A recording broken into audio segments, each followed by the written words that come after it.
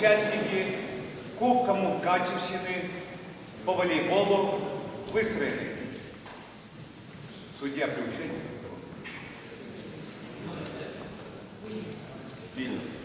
Доброго дня, шановні учасники. Місто Мукачево вітаю вас в цьому залі.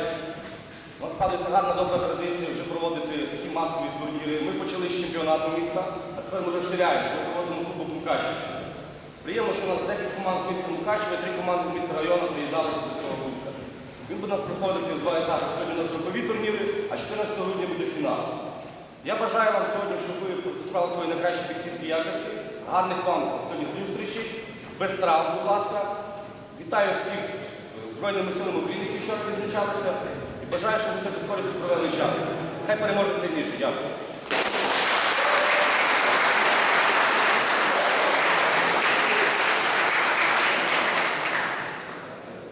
Шановні учасники змагань, по-перше, приємно, що все ж таки на Мукачевщині і в Мукачеві волейбол набирає свої оберти. Чесно кажучи, саме масовий вид спорту, який культивується зараз, футбол, є греко-римська боротьба, але відрадно, що і цей цікавий вид спорту, волейбол, зараз має багато прихильників. Приємно бачити стільки команд, які сьогодні виявили бажання прийняти у цікавій грі. Я би хотів побажати всім вам, це по-перше, дійсно, щоб всі сьогоднішні змагання пройшли без травм. Це саме головне на даний час здоров'я, тим більше молоді люди, попереду ще життя. По-друге, звичайно, наш непростий складний час. Хочу всім нам побажати, щоб ті події, які зараз на Сході, чим скоріше закінчилися і над Україну було мирне небо. Дякую, всім вам перемоги.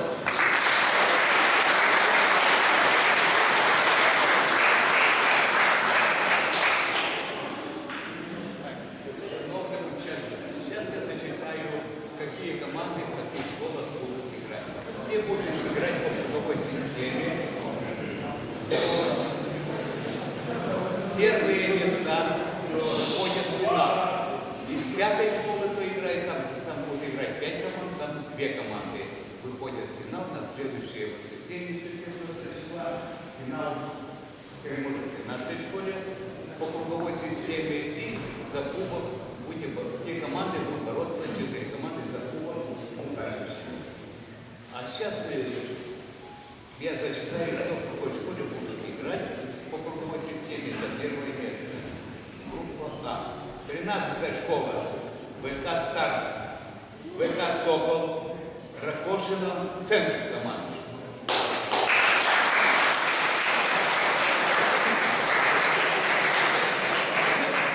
Участники этих команд сейчас находятся в этой школе, а я знаю, где это будете играть. Группа Б. 4 команды. Номер 11. Эта школа находится в другой конце микрорайона Рассекова. Команда «Фаида», «Лотовки», «Голова», 10-я школа.